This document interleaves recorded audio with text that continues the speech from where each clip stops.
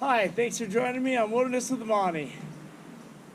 I'm hiking to Dix Lake. I'm at the Eagle Falls Trailhead in the Desolation Wilderness. Eagle Falls Trailhead's right above Emerald Bay. And so far this trip has started out a disaster. I switched out my regular fishing pack at the last minute for a smaller day pack. And my fishing license was in my original pack. And I didn't realize it until I was a half hour into driving. So I had to turn around and go back. So it's already 9 o'clock. I meant to get here early. It's going to be hot today. Now I'm going to be hiking in the heat.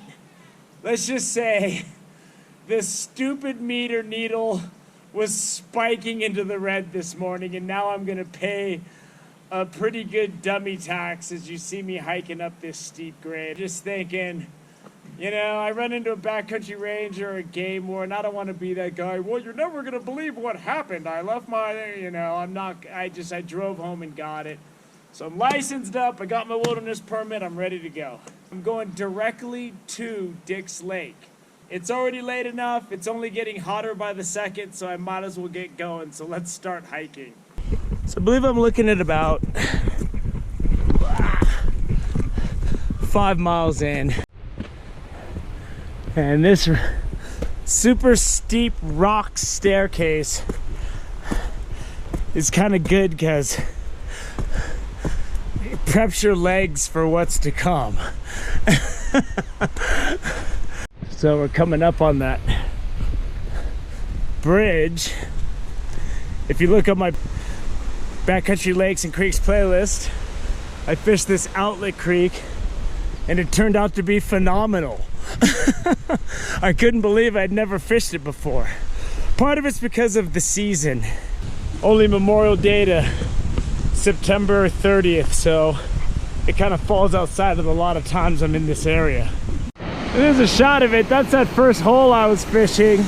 Even with people swimming in it, I was catching fish. And when you got a heavy pack on, you just want to watch your step on this sand. You do not want to go timber, going side to side, falling like a tree. I already have part of this hike on a clip on my hiking and backpacking playlist. It's titled, started out for Dix Lake, but ended up at Velma Lakes. Because I hit a wall of snow. What you don't see in that clip is the part where I decided to cut cross country and go to Velma Lakes, and I fell with my pack on and I slid, and it was sketchy, man. And I turned myself around while I was sliding, so I didn't hit my head on rocks or whatever because I didn't know if I was going to be able to stop. But I was able to stop it after about 10 yards. But that moment of uncertainty and no control when you're sliding backwards is never a good feeling. There's a view of beautiful Emerald Bay. I'll be fishing down there when it gets cold and there's snow, I'll tell you that. Stuff like this just makes you want to throw up. Look at that. Look at that. I'm in that nice flat section where if you've never been here before, you might think everything's gonna be okay. But I've been here several times and I know better. Once you hit that Eagle Lake Fork, it's horrible for a while. So 2 ways close by you can start out for this hike are the Bayview Trailhead, which starts in a campground, and it's only about, I don't know, a mile or so down the road from the Eagle Falls Trailhead. But the trails intercept at the top of this ridge. And some people say the Bayview Trailhead's easier. I like hiking this trail. I've done the other trail before. What makes it easier is there's more switchbacks. So the grade is lessened, but either way it's tough. Either way you're going way uphill, so pick your poison. Do you want to drink straight vinegar or do you want to drink straight soy sauce? It's all gonna be harsh on you. Oh my God, I've got a stiff breeze and shade going up this steep hill, and it's amazing. And there's a nice bird's eye view of Eagle Lake. And there's people out of the island in the middle, and they have paddle boards and they're swimming, but you can't see that because the tree's in the way. But whenever someone's got paddle boards, it's a pretty good indication the hike to Eagle Lake isn't that bad. I'm not gonna sugarcoat it, soften it, or make it sound pretty. Once you get past Eagle Lake, you got a straight uphill charge. And knowing I gotta go up and over that, it ain't gonna change anytime soon. Those of you that are new to backpacking, you never wanna allow yourself to get dehydrated, over fatigued, heat exhaustion, because if you lose your balance and fall, I'm not saying you're gonna die, but I am saying if you go rolling down something like that, at the very least, you're gonna use a box of Band-Aids and possibly a cast or stitches. I'm getting up there, but there's a lot of up to go. Once you hit this little flat area above Eagle Lake, there's some nice tree cover, which I really appreciate right now. There's a cool ptarmigan on top of that rock. Mountain chicken.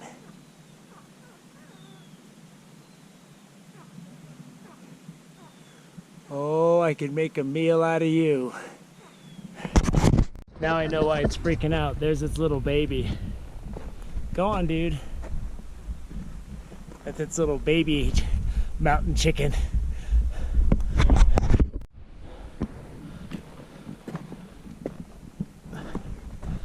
I'm really getting up there now. Here's a look down the canyon. That's something, right? Got a cool family from Camarillo up there, hiking ahead of me. But there's really good tree cover all the way up, and it's just beautiful. And there's a nice rugged peak if you need one.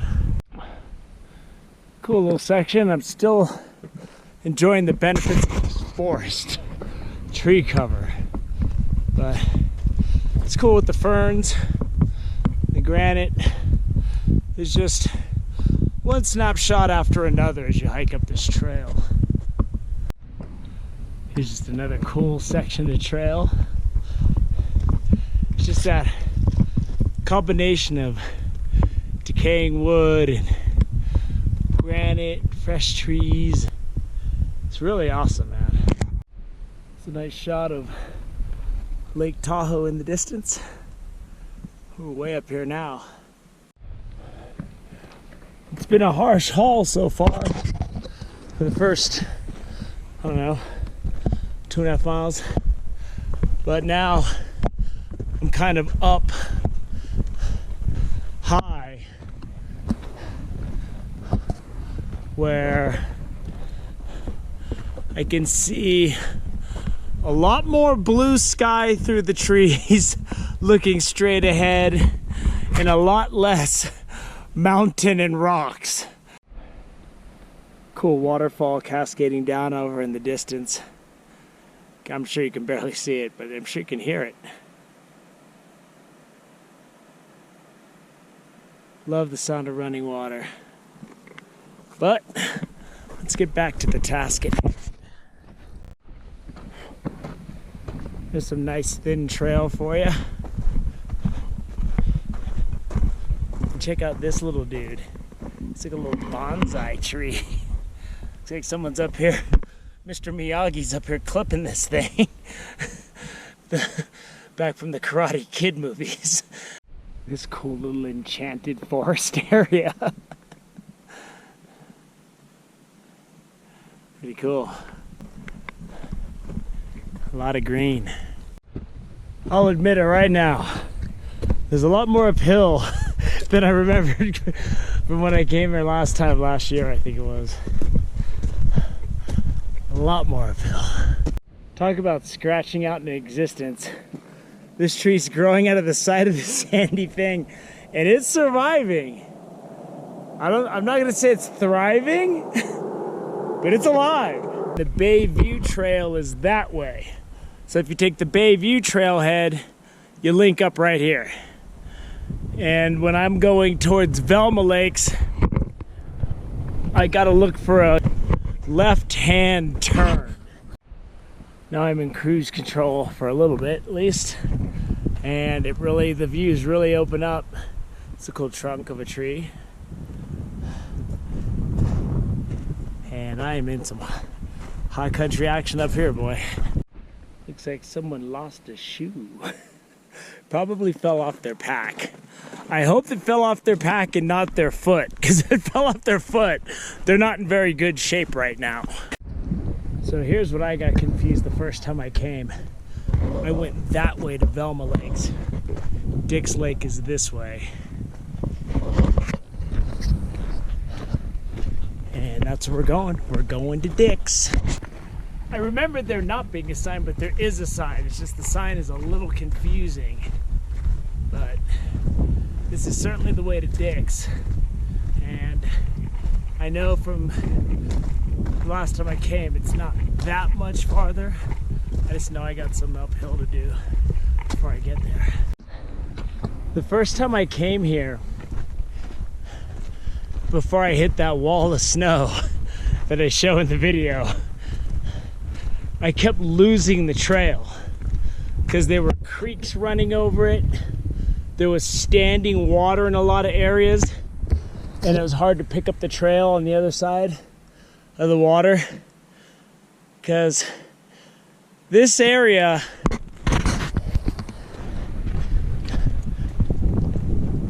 the snow melts really slow, as you can see the snow up there. I guess it's north facing. So it was the last week of June when I tried to come up, and man did I get stopped cold. And I looked at it, and you'll see in the video I kind of feel it out a little bit, but it was just way too dangerous. And I figured I'd just come back with my day pack another time. Those areas like this that were flooded out, so I had to go around like a lake, and then I'd have to try to find the trail and then backtrack. It was tedious, man. I remember seeing these ponds last time. I remember wondering if there's any fish in them. But with as heavy as my pack is, and as tired as I am, that water might as well be 5 miles away from me, because I'm not going. I'm gonna keep hiking. So the trail gets really confusing around here, because there's water, there's a creek that flows over the trail, and it's not particularly well marked. I kind of know where I'm going because I've been here, and I know the lake's right over that rise up there. When I lost the trail one time, this was way bigger, and that was flooded on the other side where you can see the trail pick up. So depending on what time of year you come, if you don't got GPS, you just gotta really pay attention to what it looks like, where you're coming through, where you're going back. Those ponds I just passed are right over there, and that'll help you to find your way. I mean, it's not that hard to find your way around in here, but it can definitely get a little bit tricky. So if you look at my clip, started out for Dick's Lake right here, is where I hit just waist deep snow, man, and I couldn't make it. So you can see the Velma lakes are down there. So I went cross country this way, and somewhere along here I was crossing some snow, and that's where I slid on my back. You can see there's still snow through that tree. Snow doesn't clear here until later than most areas. Like, you can get directly to Velma a lot sooner than you can get to Dick's. And I'm not sure if you can do the roundabout way and get to Dick's. Make no mistake about it. Crossing this last bit to get up and over Dick's Lake's right over this rise. It is with this heavy pack, it is a kick where it counts, man. I'm gasping. And I'm getting up here. There's those ponds I was talking about are down there.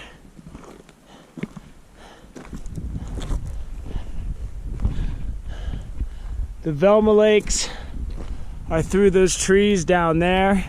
So obviously if you go to the Velma Lakes, you don't have to do this last up and over. But the fishing in Dick's is really good. It's difficult, but this is a really scenic part of the trail. You got these wildflowers. They're white. That's what I know. I wouldn't begin to tell you genus and species. There, off in the distance, big old Lake Tahoe. And there's the Velma Lakes. Even more of Lake Tahoe. And those ponds I passed. To give you an idea how much elevation I just gained. So Dick's Lake is right down there. Last time I came and day hiked, I took the trail to Dick's Pass, but if I remember correctly, I had to climb down to the lake and stuff, and it was really treacherous. I don't want to do that with this big pack. So I'm gonna go this way, and then I'm gonna cut down left and go on the other shore, because the other shore looked a lot gentler sloping. So I'm taking the trail split to Fontanellas, which I'm going to fish tomorrow, and I'm going to cut down to Dick's Lake and find a spot to call home for the night. So Fontanellas is that way, Dick's Lake is right there. That's where I'll be going to fish tomorrow, and this is where I'm going to be camping tonight. Here's beautiful Dick's Lake. It's really good. It's really windy up here. I gotta find a place to set up shop. So this is where I'm gonna post up. I'm done hiking, man. So we hit that fork, follow the sign for Fontanellas, and then you'll see the Dick's Lake split. It took me about 3 hours and 45 minutes to get here with my pack. And I started out really hard charging and fast, but man, did I get tired after a while. So that's it. I'm gonna set up my camp, and it's gonna be good. Thank you for joining me on Wilderness with Amani.